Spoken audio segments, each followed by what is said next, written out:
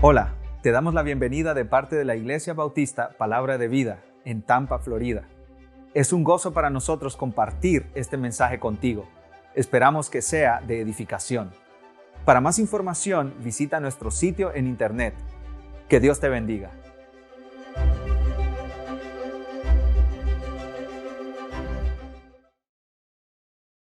En tus días más tristes y más difíciles, quieres tener compañía. ¿No es así, mis hermanos? En esos días más duros de la vida, tú quieres tener personas de confianza a tu lado que te ayuden, que te agarren el brazo y que te digan, aquí estoy contigo. Jesús estaba a punto de pasar por ese día difícil, por ese tiempo duro, triste en su vida. Pero sus mejores amigos no estarían ahí con él.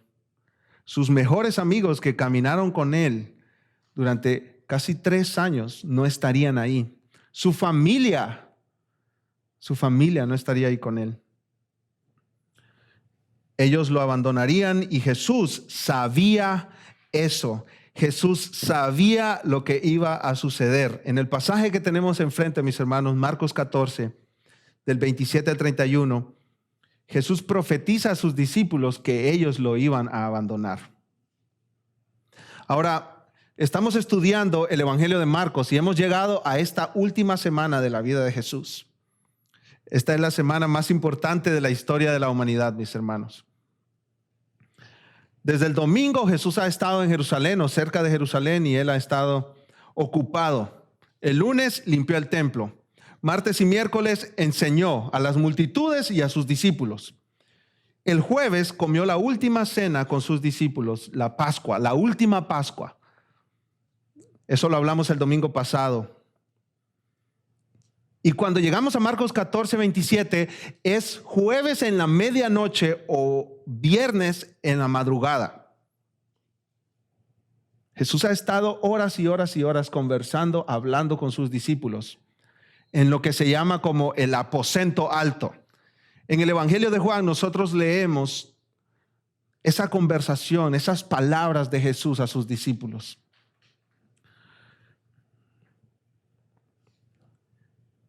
En el Evangelio de Juan tenemos más detalles de esa conversación. Marcos no nos presenta muchos detalles, sino que va directo a este punto, mis hermanos.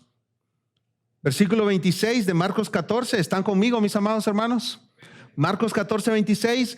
Cuando hubieron cantado el himno, salieron al monte de los olivos. Desde donde comieron la última Pascua hasta el monte de los olivos, tenían que salir de la ciudad de Jerusalén. Seguramente incluso a medianoche había gente entrando y saliendo porque se acababa de comer la Pascua. Tenían que salir de Jerusalén y ese camino, ese trayecto desde donde comieron la Pascua hasta el monte de los olivos era unos cuantos minutos, tal vez unos 20 minutos, lo más unos 30 minutos de camino. Y Marcos nos dice que es en este contexto, tal vez cuando acababan de llegar al monte de los olivos, que Jesús les dice a sus discípulos estas palabras. En menos de 10 horas Jesús iba a estar colgado en la cruz. Jesús sabía que eso se aproximaba, estaba ahí cerca. Y sus mejores amigos, sus compañeros de viaje, de vida, no estarían ahí con él. Lo iban a abandonar, lo iban a dejar solo, lo iban a negar. Jesús está a tal vez un par de horas, mis hermanos, de ser arrestado, a unas cuantas horas más de ser juzgado injustamente, a menos de 10 horas de ser crucificado, a unas 16 horas de morir en la cruz. Dentro de poco tiempo Jesús iba a estar pagando en la cruz por el pecado de todos aquellos que creen en él.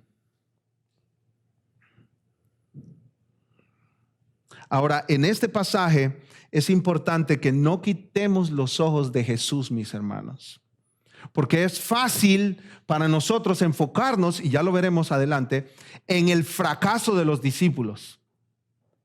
Pero realmente el enfoque de este pasaje es Cristo mismo, es Jesús. Así como el enfoque de la historia de redención es Cristo, así el enfoque de este pasaje es Cristo. Y siempre que tú leas la Biblia, no tienes que quitar tus ojos de Cristo, mi hermano, mi hermana. Nunca. Veamos cómo Marcos nos narra esta escena. En primer lugar, Jesús profetiza que sus discípulos le abandonarán.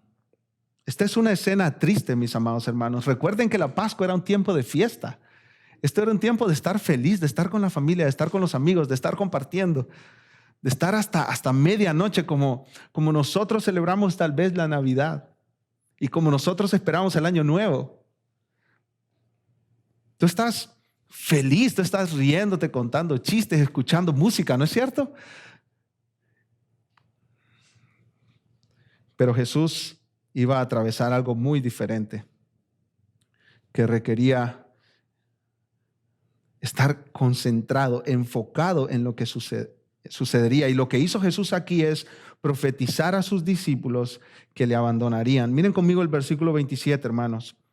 Entonces Jesús les dijo: todos os escandalizaréis de mí esta noche, porque escrito está: heriré al pastor y las ovejas serán dispersadas. Jesús sabe perfectamente lo que sucederá, mis hermanos. Jesús sabe detalles. Él no sabe solamente que Él será crucificado. Él no sabe solamente que Él morirá. Él sabe los detalles que van a suceder. Él tiene detalles. Él sabe perfectamente lo que sucederá en las próximas horas. Sus discípulos no lo saben.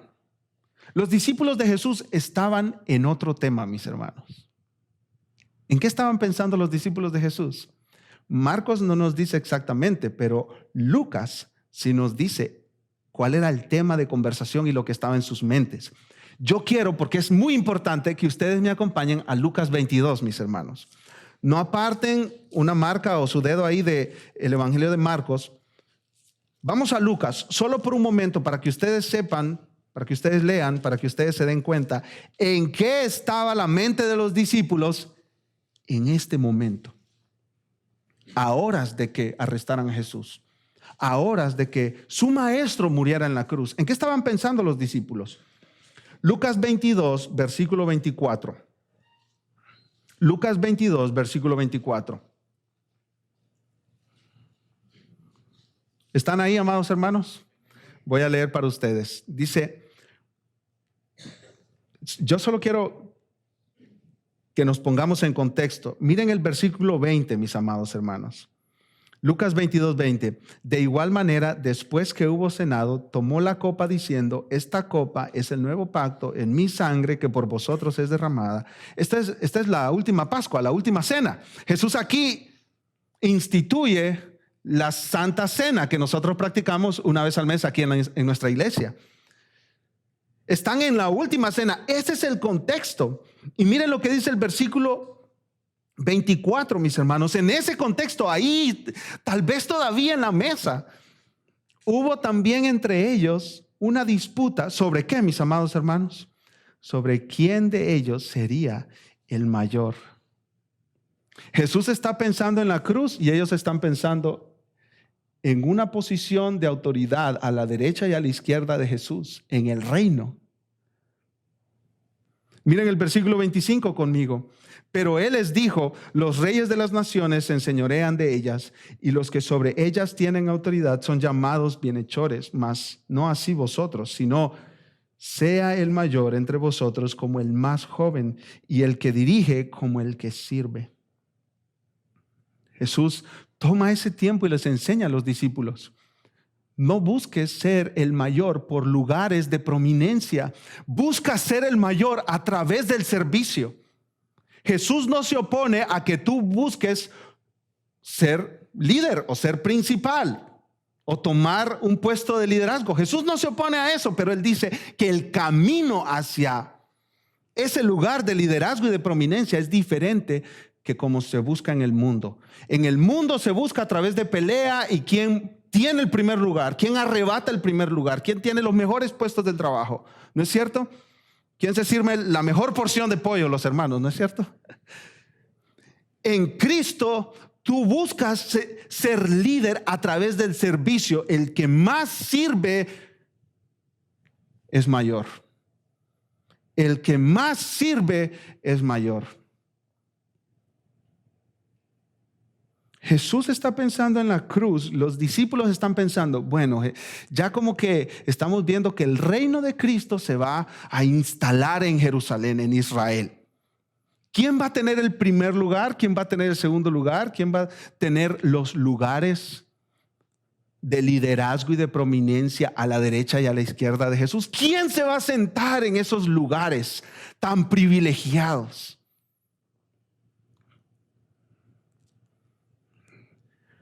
Jesús está pensando en la cruz y los discípulos están en una discusión sobre quién de ellos será el mayor.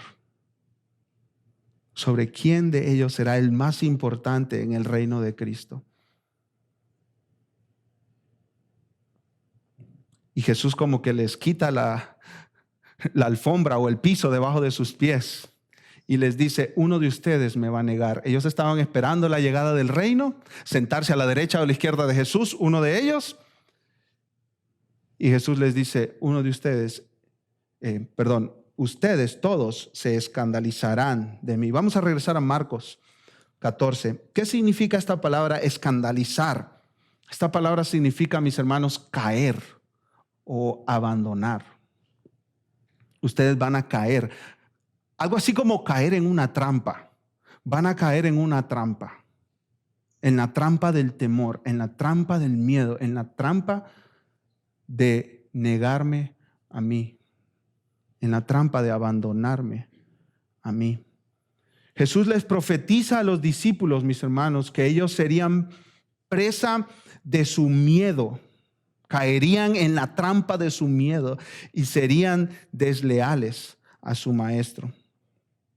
Jesús les dice, todos ustedes se van a alejar de mí esta noche. Jesús les profetiza eso, pero también les dice que la acción de los discípulos de abandonarlo será un cumplimiento de una profecía del Antiguo Testamento. Miren el resto del versículo 27, mis amados hermanos y hermanas. Jesús les dijo, todos os escandalizaréis de mí esta noche, porque escrito está. Eso quiere decir, fue profetizado en el Antiguo Testamento. Los profetas hablaron de esto. Escrito está, heriré al pastor y las ovejas serán dispersadas. Esto lo dice Zacarías en el capítulo 13, versículo 7. Ahí en Zacarías, Jehová de los ejércitos dice, yo heriré al pastor. Dios Padre castigará a Dios Hijo. Dios Padre hará descender la ira sobre Dios Hijo por los pecados de los que creen en Él. El Padre herirá al Hijo, Jehová de los ejércitos herirá a Jesucristo y las ovejas, los discípulos de Cristo, serán dispersadas. Serán dispersadas. Jesús sabe esto, Jesús sabe cada detalle. Jesús sabe lo que ocurrirá durante las próximas horas. Él sabe que sus discípulos le abandonarán. Él sabe que Pedro, como vamos a ver en un momento, le negará. Él sabe que lo condenarán injustamente, lo crucificarán y morirá en la cruz. Él sabe todos estos detalles. Y saben, mis hermanos, aún sabiendo todos los detalles de lo que iba a padecer, Jesús siguió caminando hacia la cruz. Jesús siguió caminando hacia la cruz. Siempre recuerdo, nunca se me olvida de niño un sermón de mi padre. Hay cosas en los sermones que a uno se le olvidan, tal vez la mayoría, ¿no es cierto? Tal vez tú no te acuerdas de detalles. Por eso les animamos mucho a memorizar cantos, himnos, porque los cantos no se te olvidan. El sermón sí, pero los cantos no. Así que predícate a ti mismo a través de los cantos. Pero hay cosas en los sermones, mis hermanos, que a uno no se le olvidan. Yo nunca olvido que mi padre, una vez predicando, preguntó, ¿cuánto puede un hombre saludable caminar en unas horas, en unas 6 horas? Muchísimo, ¿no es cierto? Jesús bien pudo terminar la cena, mis hermanos, y salir caminando lejos de Jerusalén. Pero él se quedó en Jerusalén. Es más, fue a un lugar donde él sabía que Judas, el que lo traicionó, iba a saber dónde estaba. Jesús, a pesar de que sabía exactamente los detalles de lo que le iba a suceder, de la ira de Dios Padre cayendo sobre él, él decidió seguir caminando hacia la cruz. Esto es maravilloso, mis amados hermanos y hermanas. Tú y yo a veces nos preocupamos solo pensando qué nos podría pasar en un futuro. Y Jesús soportó sabiendo lo que le iba a pasar. Esto no era probabilidades. Jesús no tenía probabilidades en su mente, mis hermanos. Jesús tenía conocimiento de lo que le iba a pasar. Imagínate si tú y yo nos preocupamos por lo que pueda que nos suceda, por lo que pudiera sucedernos en el futuro. Imagínate Jesús sabiendo lo que le iba a suceder. Y aún así fue a la cruz por amor de pecadores que merecían el infierno eterno. Por amor a ti y por amor a mí. Con valor. Con todo el valor divino que se necesita para ir a la cruz. Cristo fue a la cruz. 100% Dios y 100% hombre. 100% Dios y 100% hombre. Un hombre caído no podía llegar a la cruz, aún sabiendo lo que le iba a pasar en la cruz. Escuchen lo que dice un predicador de los años 1800, siglo XIX, David Thomas. Cristo sabía bien todo lo que le vendría sobre él esa noche. Todo era conocido por él. Solo el conocimiento mismo de todas nuestras pruebas en la vida nos aplastaría mucho antes de que llegaran.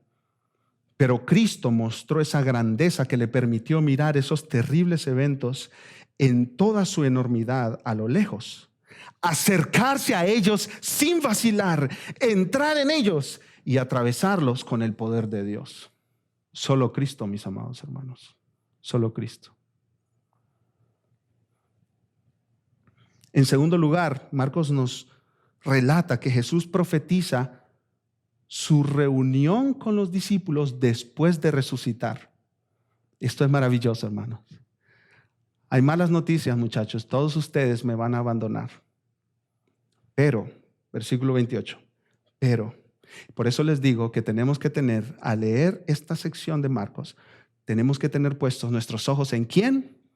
En Cristo. No en los discípulos, en Cristo. En Cristo.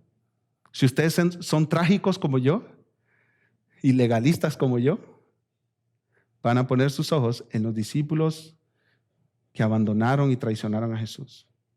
Pero mira las buenas noticias de Cristo. Pero, esa palabrita tan importante en la Biblia, pero, después que haya resucitado, iré delante de vosotros a Galilea. Jesús no solo les profetiza que ellos lo abandonarán, sino que Él se reunirá después de resucitar con ellos otra vez. Jesús les había dicho en varias ocasiones que Él resucitaría, se levantaría de los muertos. Es necesario que el Hijo del Hombre sufra, pero después de 3 días resucitará. Es necesario, es necesario. Los discípulos ya sabían esto, tal vez no lo entendían. Y aquí estaban desconcentrados. Yo no me imagino a los discípulos como considerando estas cosas. Ellos estaban pensando quién iba a sentarse a la derecha y a la izquierda de Jesús en el reino. Eso era lo que estaba en sus mentes. Pero aún así, Jesús les promete que se reunirá con ellos después de haber resucitado. En medio de todas estas terribles noticias, Jesús provee un poco de luz. Hermanos, Jesús provee esperanza a sus discípulos. Ni la traición de Judas, ni el abandono de los 11 amigos sorprendió a Jesús. Él lo conoce todo.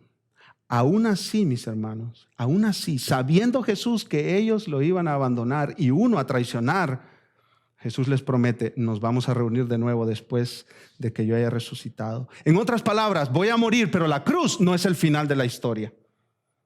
La cruz es parte de la historia, es necesario pasar por la cruz, pero ahí no termina todo.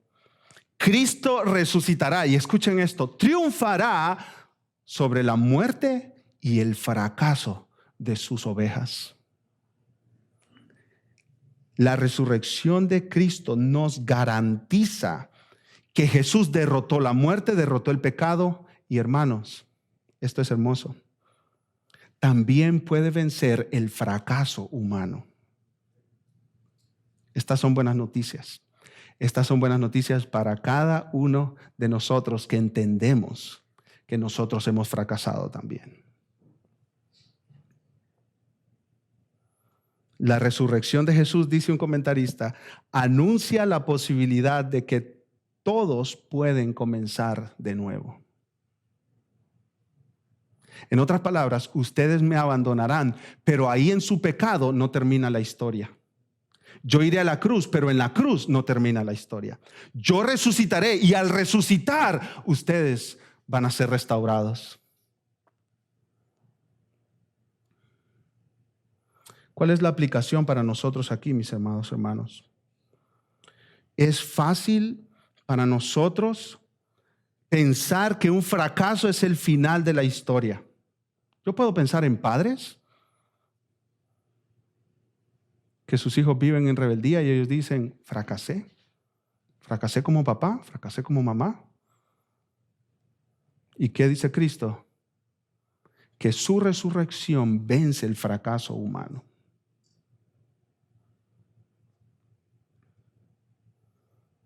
Yo te hago una pregunta, mi hermano, mi hermana. ¿Cómo respondes ante tu fracaso y tu pecado? ¿Cuál es tu respuesta ante tu fracaso y tu pecado? Otra pregunta, tal vez más importante para ti. ¿Cómo respondes al fracaso y al pecado de otros? De tu esposa, tal vez. De tu esposo, tal vez.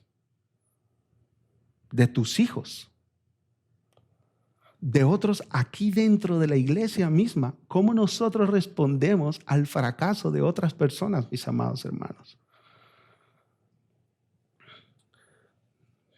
Personalmente, cuando tú fracasas, cuando tú pecas, como pecaste esta semana. Sí, esta semana. Tú puedes recordar que tienes un Salvador que restaura al caído. Si tú vienes en arrepentimiento a Cristo, Él te restaura, Él te levanta. ¿Qué clase de pecado restaura Cristo? Hermanos, Cristo restauró, ¿saben a quién? Al rey David, después de que cometió adulterio y asesinato.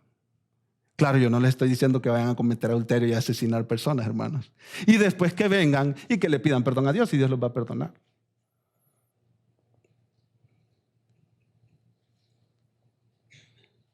Pero si tú caes, Cristo te restaura, Cristo te levanta. J.C. Ryle dice, alentémonos con el pensamiento de que el Señor Jesús no repudia a su pueblo creyente a causa de sus errores e imperfecciones. Él conoce bien cuáles son. Es un sumo sacerdote misericordioso y compasivo. Sabe lo que eran antes de su conversión, malvados, culpables y sucios, pero no obstante los amó.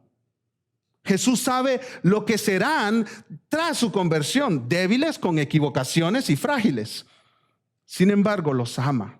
Se ha comprometido a salvarlos a pesar de sus errores y cumplirá su compromiso. ¿No son buenas noticias para ti esta, mi hermano, mi hermana? ¿No son buenas noticias para ti que fracasaste esta semana?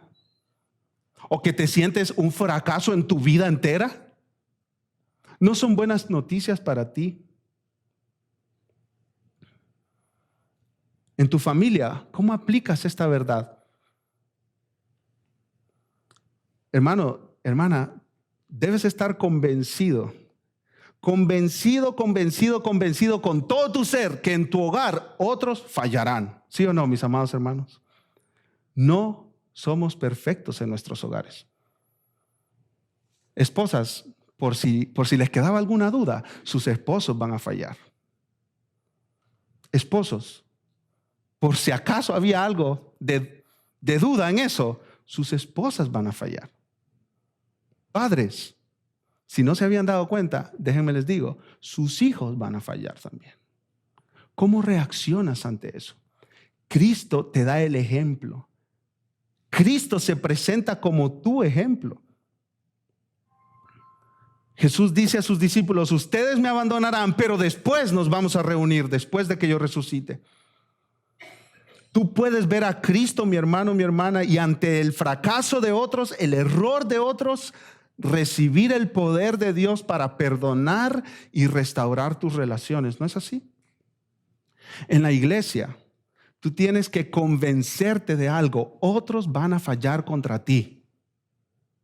Si nadie te ha ofendido ahorita en palabra de vida, si hasta este momento nadie te ha ofendido, nadie te ha tratado mal, nadie te ha quedado mal, hermano, espératelo, por ahí viene.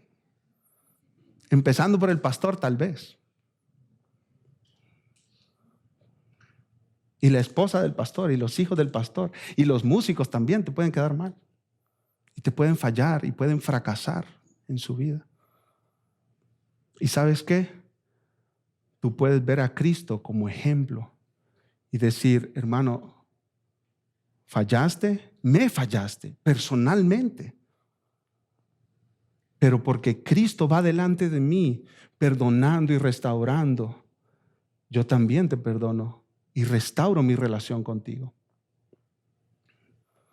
En nuestra iglesia nosotros tenemos un pacto. Todas las personas que se hacen miembros de la iglesia se comprometen a cumplir este pacto. Y quiero leerles 3 puntos de este pacto. Nuestro pacto dice, trabajaremos y oraremos por la unidad del Espíritu en el vínculo de la paz. Caminaremos juntos en amor fraternal como corresponde a los miembros de una iglesia cristiana. Ejerceremos un cuidado afectuoso y vigilante uno sobre el otro y fielmente nos amonestaremos y rogaremos unos por otros conforme la ocasión amerite. ¿Sabe a qué te estás comprometiendo cuando te hiciste miembro de la iglesia? A amar a tus hermanos y a restaurar relaciones, aunque duela. Ese es nuestro compromiso, mis amados hermanos. Eso es lo que nos mantiene unidos. Eso es lo que nos hace no salir corriendo al primer conflicto que tengamos dentro de la iglesia, a la primer dificultad. Yo como pastor puedo decir, wow, qué bonito nos llevamos entre los hermanos, pero yo no sé lo que va a pasar la próxima semana, mis hermanos. Nosotros podemos empezar a tener problemas aquí por diferentes razones. Cómo se maneja el presupuesto, los cantos que estamos entonando, cómo está predicando el pastor, etcétera, etcétera, etcétera, etcétera. Personas que empiezan a hablar mal los unos de los otros. ¿Y saben a qué estamos llamados, mis hermanos? A buscar estar unidos, a luchar por la unidad dentro de la iglesia, a toda costa, cueste lo que cueste, mi hermano, siguiendo las pisadas de nuestro Señor Jesucristo. Amén, mis hermanos. Yo quiero que ahorita me digan amén, para que cuando estemos ahí en el calor de la dificultad, nosotros digamos, hey, ¿te acuerdas? Amén, hermanos. Amén. Después, mis amados hermanos, nosotros vamos a recordar esto y tal vez con lágrimas en nuestros ojos vamos a hacer morir nuestro orgullo y vamos a ir a pedir perdón. Vamos a hacer morir nuestro orgullo y vamos a ir y perdonar a un hermano. Y si alguien tiene algo en contra de nosotros, tal vez no es ni nosotros en contra de ellos, pero si alguien tiene algo en contra de nosotros, nosotros vamos a ir y vamos a restaurar esa relación. Voy a ver a las personas en la cara, no les voy a mandar textos, ni mensajitos de voz, ni voy a hacer publicaciones en el Facebook, tirando indirectas, diciéndole a Juan para que lo escuche Pedro. No. Vamos a ir a la gente y vamos a verla a los ojos como Jesús vio a sus discípulos a los ojos y vamos a restaurar relaciones, mis amados hermanos. De nuevo, J.C. Ryle dice, aprendamos a ser caritativos, amorosos, en el juicio que hacemos de la conducta de aquellos que profesan ser creyentes. No los coloquemos en un lugar bajo, ni digamos que carecen de la gracia porque los vemos en debilidad y corrupción. Recordemos que nuestro Señor Celestial tiene paciencia con sus infidelidades y tratemos de ser pacientes nosotros también. Hermanos, si Cristo Jesús tiene paciencia con tu hermano que se sienta al lado tuyo, tú no puedes creerte superior de Cristo, superior a Cristo, y ejercer un juicio definitivo sobre la vida de esa persona en cuanto a su salvación. O no perdonarlo. Si Cristo lo perdonó al hermano, ¿cómo no lo vas a perdonar tú, mi hermano? Si tienes muchísimo que se te perdone también. Que Dios nos ayude, como dice al final de nuestro pacto, ¿no es cierto? Que la gracia de Dios nos ayude a cumplir ese pacto, porque se necesita la gracia de Dios para cumplirlo. Yo quiero aplicarlo a futuros pastores. Este pasaje yo quiero aplicarlo a futuros pastores. Aquí hay hombres que están llamados al ministerio pastoral.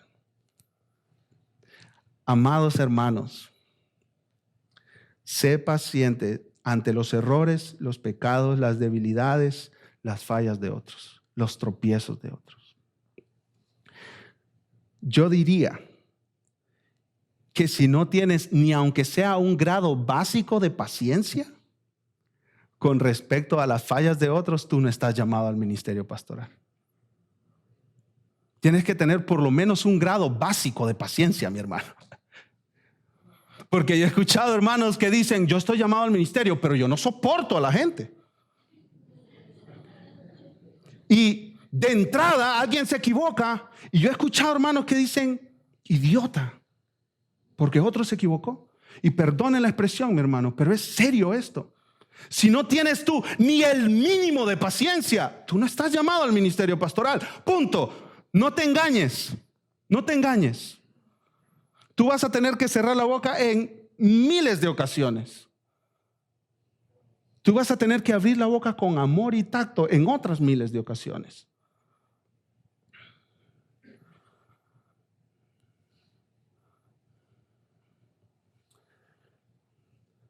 En tercer lugar, Marcos nos narra que Pedro niega la profecía de Jesús. Pedro niega la profecía de Jesús.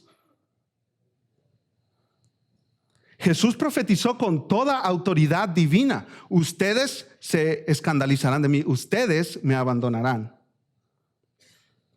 Y Jesús respaldó su profecía con palabra de Dios, mis hermanos, del Antiguo Testamento, Zacarías, capítulo 13.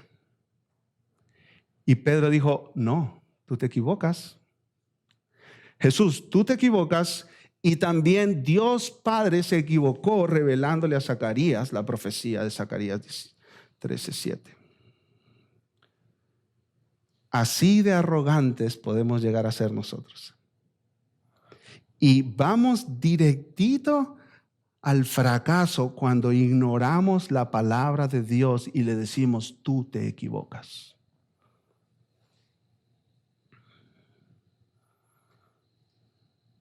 Miren el versículo 29, mis amados hermanos. Entonces Pedro le dijo, aunque todos se escandalicen, yo no. Mira Jesús, aunque todos te abandonen, mira, todos estos compañeros míos te pueden abandonar, yo no. Yo soy mayor que todos ellos. Mi compromiso es mayor que el de todos ellos. ¿Cómo respondieron los discípulos? Tirándose al suelo de rodillas y diciéndole, Señor, tú sabes, todo lo que tú nos has dicho es verdad. Por favor, sosténnos con tu gracia para que no caigamos así. ¿Respondieron así los discípulos? No, de ninguna manera. Hermanos, yo estaba pensando mientras preparaba la predicación, Jesús les acaba de decir hace pocas horas a Pedro y a Juan que vayan a preparar la cena de la Pascua. ¿Y se acuerdan ustedes cómo Jesús se los dijo? Van a entrar a la ciudad, cuando entren a la ciudad van a ver un hombre cargando un cántaro de agua, síganlo. Ese hombre les mostrará dónde hay que celebrar la Pascua. Cuando lleguen al dueño de la casa, ustedes le tienen que decir, el maestro pregunta, ¿dónde es el aposento para que nosotros celebremos la cena? y hagan de acuerdo a lo que Él les dice. ¿Qué hicieron Pedro y Juan? Exactamente lo que Jesús les dijo. ¿Y qué sucedió? Todo lo que Jesús les había dicho. El hombre con el cántaro de agua, el aposento alto, etcétera, etcétera, etcétera. Jesús les acababa de demostrar a ellos que sus palabras se cumplen a la perfección. Y ahora Jesús les dice, todos ustedes me abandonarán. Y Pedro dice, no. Pedro dice, no. Señor, no, tú estás equivocado. ¿Cuál debería haber sido la respuesta de Pedro y de los demás discípulos? La respuesta debió haber sido, Señor, ¿cómo yo puedo evitar eso? ¿Cómo yo puedo evitar abandonarte? Yo no te quiero abandonar. Yo quiero estar contigo siempre. Yo quiero que vayamos a Lucas otra vez, mis amados hermanos. Lucas 22, que ahí tenemos un poco más de detalle. Lucas 22. Y parece que esta conversación Jesús la tuvo con Pedro directamente durante la cena. O sea que Marcos 14, 27 en adelante es la segunda vez que Jesús les dice que ellos lo abandonarán. Ya Jesús se los había dicho antes. Lucas 22. ¿Están conmigo, amados hermanos y hermanas? Versículo 31, perdón. Lucas 22, 31. Dijo también el Señor, Simón, Simón, he aquí Satanás os ha pedido para zarandearos como a trigo. Versículo 32. Pero yo he rogado por ti que tu fe no falte. Y tú, una vez vuelto, una vez restaurado, confirma a tus hermanos. Él le dijo, Señor, dispuesto estoy a ir contigo, no solo a la cárcel, sino también a la muerte. Y él le dijo, Pedro, te digo que el gallo no cantará hoy antes que tú niegues 3 veces que me conoces. Jesús le advirtió ya, tal vez durante la cena, esto es un ataque satánico. Satanás anda como león rugiente buscando a quien destruir. Satanás quiere destruir tu vida, tu familia, tu matrimonio. Satanás quiere hacerte pedazos a toda costa. Satanás no escatima esfuerzos para destruir tu vida, destruir esta iglesia, destruir tu familia. Es que Satanás no está jugando, Satanás no está bromeando. Pablo dice en Efesios 6 que no tenemos lucha contra sangre y carne. Mi lucha, mi pelea no es contra las personas que están al lado mío de sangre y de carne, sino que nuestra lucha es espiritual. Nuestra lucha es espiritual por el bien de nuestras almas, por el bien de nuestras familias, por el bien de nuestra iglesia. Y Jesús le dice, Jesús le dice a Pedro, Satanás te ha pedido para zarandearte. Y también a tus compañeros discípulos. Y Jesús le dice, yo he orado por ti, yo he rogado por ti. En otras palabras, te vas a zarandear. Te vas a zarandear. Satanás quiere destruirte. Jesús le está dando una alerta anticipada a Pedro. Una alerta, vas a tener una gran prueba a continuación. Una grandísima prueba a continuación. ¿Y de dónde viene esta prueba? Esta prueba viene de Satanás porque él quiere destruirte. Este no es un juego de niños. Satanás quiere destrozarte, despedazarte, zarandearte. ¿Y qué dice Pedro, mis amados hermanos? No, eso nunca sucederá. Eso nunca sucederá. Eso jamás sucederá. Hermano, mire, tenga cuidado con esa relación que usted está teniendo con esa hermana. Tenga cuidado con esa relación que usted está teniendo con su compañera de trabajo. No, pastor, yo nunca voy a caer. No, pastor, yo jamás voy a caer. Hermano, esas películas que usted está viendo le están siendo de tentación. En lugar de Netflix y esa serie que a usted tanto le gusta, donde aparecen personas con poca ropa o incluso sin ropa, véase un documental de colibrís. No, pastor, no, mire, Yo por cultura general, yo miro estas cosas para saber qué están viendo los muchachos. Yo nunca voy a caer en esas cosas. Hermanos, el apóstol Pablo dice claramente en 1 Corintios 10, el que piense que está firme, mire que no caiga. Nosotros somos más débiles de lo que pensamos. Por eso Pablo dice varias veces, huyan de la tentación, huyan de la tentación. Corre, aléjate de la tentación. No pienses que eres suficientemente fuerte como para mantenerte ahí y no fallarle a Cristo. Corre de la tentación, huye de la tentación. No te quedes ahí. Habla con un hermano, habla con una hermana y dile, estoy siendo tentado en esto. Estoy siendo tentado en aquello. Necesito tu ayuda. No sé lo que signifique huir para ti. Tal vez es hablar con un hermano, con una hermana y rendir cuentas. Tal vez es regalar y vender tu computador para no ser tentado a ver pornografía. Tal vez es incluso salirte del trabajo en el que estás y buscar otro trabajo para no tener más esas relaciones y esas conexiones con compañeros o compañeras de trabajo. Y hermanos, ustedes me miran aquí y dicen, ¿de quién estará hablando el pastor? De todos nosotros. Tristeza me da ponerme a pensar en las conversaciones que yo he tenido con hombres y que me dicen, estoy siendo tentado en mi trabajo con una compañera de trabajo. Y yo le he dicho, salte de ese trabajo, hermano. Dios te va a proveer. Es mejor que seas fiel a Dios y que por un tiempo sufras por necesidad de trabajo a que engañes a tu esposa. Vete de ahí, huye. No, pastor, mi trabajo no lo dejo.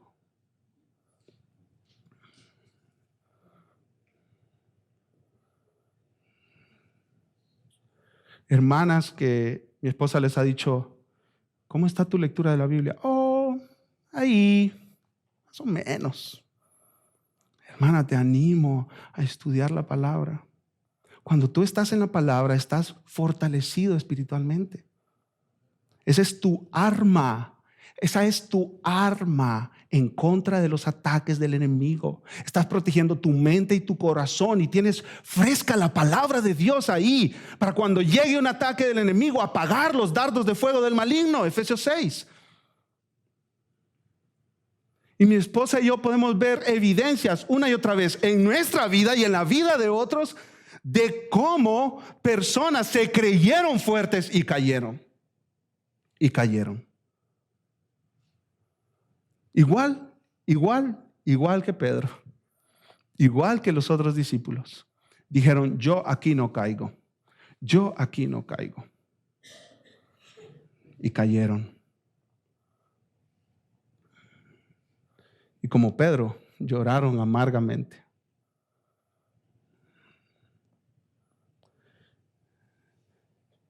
¿Cómo responde Jesús a Pedro? Le confirma la profecía y no solo se la confirma, sino se la amplía también. Miren el versículo 30 de Marcos conmigo, regresando a Marcos, mis amados hermanos. Marcos 14:30. Y le dijo Jesús, de cierto te digo que tú hoy, en esta noche, antes que el gallo haya cantado 2 veces, me negarás 3 veces. Eso de antes de que el gallo cante, quiere decir antes de que salga el sol, Pedro. Antes de que salga el sol. Hoy mismo tú me vas a negar. No me vas a negar una vez. No me vas a negar 2 veces. No me vas a negar levemente.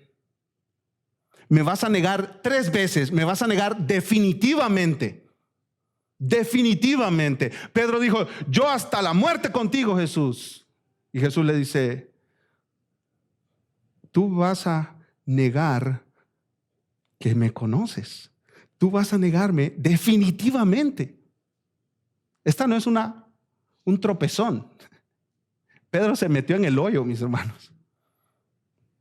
Y si leemos otras narraciones de los evangelios en la acción en la que Pedro niega a Cristo, 3 veces le preguntaron, hey, ¿eres tú uno de los que caminaba con él? La primera vez Pedro lo negó. La segunda vez Pedro juró. Y la tercera vez Pedro maldijo con maldiciones. Todas esas malas palabras que tenía guardaditas en el corazón, hermanos, las sacó de momento. Y empezó con maldiciones a negar que conocía a Cristo. Jesús le confirma, Pedro, sí, aunque tú digas que no, sí me vas a abandonar. Y no solo me vas a abandonar, me vas a negar. Y no solo 1 o 2 veces, me vas a negar 3 veces. ¿Y cómo responde Pedro? Otra vez. Miren el versículo 31, mis amados hermanos. Mas él con mayor insistencia decía una y otra vez, no te negaré. Si me fuere necesario morir contigo, no te negaré. Y ese no ahí es doble énfasis. No y no te negaré. Jesús, tú te sigues equivocando. Y la profecía de Zacarías también estaba equivocada. La palabra de Dios estaba equivocada. Yo tengo razón. No te negaré, no te negaré, no te negaré. Pedro pensó que era fuerte, mis amados hermanos. Pedro dijo, esta prueba yo la paso. Pero Pedro aprendió a golpes por el camino difícil y duro que la fidelidad a Cristo no depende de nuestras propias fuerzas. La fidelidad a Cristo no depende de cuánto tú puedas aguantar una tentación. La fidelidad a Cristo no depende de tus decisiones o compromisos, depende de la pura gracia de Dios. No es con nuestros recursos, mis amados hermanos, solo con los recursos de Dios que soportamos la tentación. El pasaje que hemos mencionado varias veces hoy, Efesios capítulo 6. No tenemos lucha contra sangre y carne, nuestro pleito no es unos con otros, sino que tenemos una batalla espiritual. Entonces, Pablo, leyendo Efesios 6, ¿cómo me preparo para esa batalla espiritual? Vístanse de la armadura que provee el Espíritu Santo. ¿Cuál es esa armadura? La fe, el Evangelio, la palabra de Dios y la oración. ¿De quién estás dependiendo diariamente, mi hermano y mi hermana, para pelear tus batallas? ¿De quién estás dependiendo? Pedro estaba dependiendo de sus propias fuerzas. Pero nosotros no podemos ganar esa batalla espiritual sin las armas espirituales que Dios mismo nos ha provisto, mis amados hermanos. Pero Pedro no era el único. Termina diciendo Marcos ahí en el versículo 31 que también todos decían lo mismo. Era el punto máximo de orgullo ahí, todos negando lo que Cristo había dicho, confesando que sí, que ellos sí podían resistir la tentación de negar a Cristo. De nuevo, J.C. Ryle nos ayuda aquí y dice estas palabras tan apropiadas. Hay mucha más maldad en nuestros corazones de lo que sabemos. Nunca podremos decir hasta dónde somos capaces de caer si somos tentados.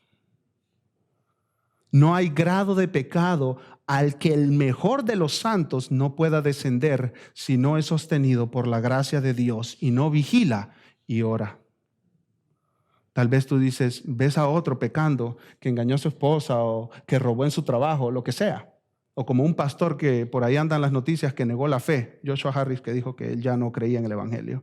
Y tú ves y dices, pobrecito, yo no, yo voy a permanecer firme. El que piensa que está firme, mire que no caiga. ¿Qué dice Gálatas 6:1? Si ustedes ven a alguien caer, ustedes que son espirituales, que están fortalecidos espiritualmente, restáurenle, levanten al hermano que cae. ¿Pero cómo? Con un espíritu de mansedumbre. En otras palabras, con toda bondad, con todo amor. ¿Por qué? Porque tú también puedes caer. Y puede llegar un día en el que tú necesitas que te levanten con amor.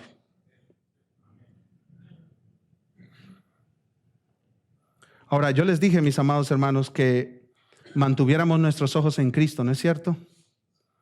Los discípulos no saben lo que sucederá, Jesús sí lo sabe y lo sabe perfectamente. Los discípulos tienen miedo, Jesús tiene valor, un valor divino.